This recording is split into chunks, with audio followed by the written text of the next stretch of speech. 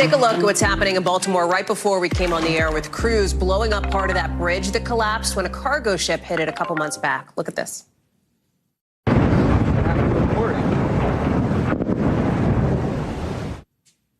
That was the moment the crews set off explosives to break apart that 600-ton steel beam that was still on top of the Dali cargo ship. Now remember, that ship's been stuck there ever since this.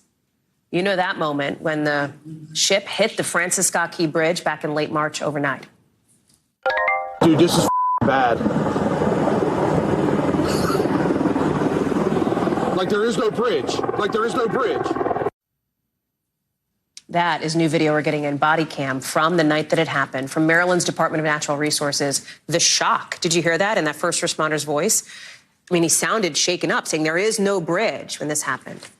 The collapse killed the 6 construction workers who had been filling potholes on the bridge last night.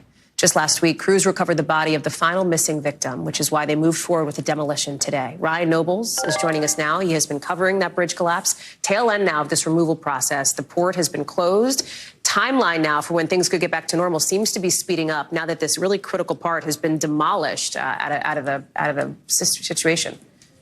Yeah, that's right, Hallie. And they took quite a bit of time before they decided to take this kind of dramatic move and accelerate this process by using explosives to remove the remnants of that bridge off of that shipping container that's still locked in the port right now.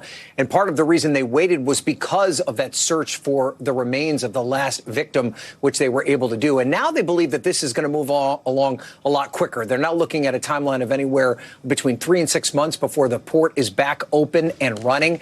That, of course, a huge step in this process because so much cargo comes in and out of that port. But it's still a very small step in the overall recovery of this area and a new bridge being put in place. The timeline on that is looking more like the end of 2028 before a new bridge is in place. And this is still going to cost millions and millions of dollars. In fact, there are some estimates that it could be $1.5 to $1.9 billion to have the bridge completely rebuilt. And that's going to take a lot of time. You're talking about $200 million worth of cargo that passes through the Port of Baltimore every day. There's an estimate that as many as $2 million worth of wages are at stake every single day. So there is a huge sense of urgency to get this process moving. Urgency, but including for, Ryan, the people on the Dali ship who are still on board, the 21 members of that crew. They have not been allowed to leave since that bridge collapses because of the investigation, because they've been questioned about things. Now that the steel beam is off, what is next for them?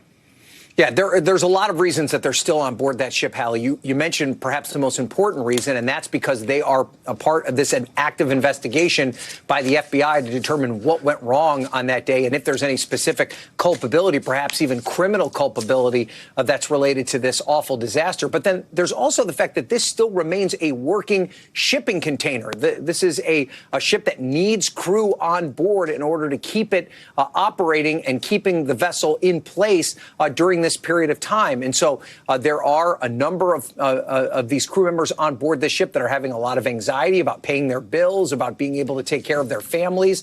Many of them not American citizens. They're from other countries, in fact. And so they would like the opportunity to have their lives move forward.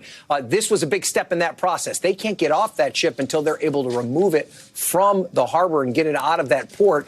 This is the next step towards that process. So they're going to be on board until they can get that ship moving. The timeline of that now much further ahead than it was before after they took this step of knocking down those bridge remnants with those explosive devices.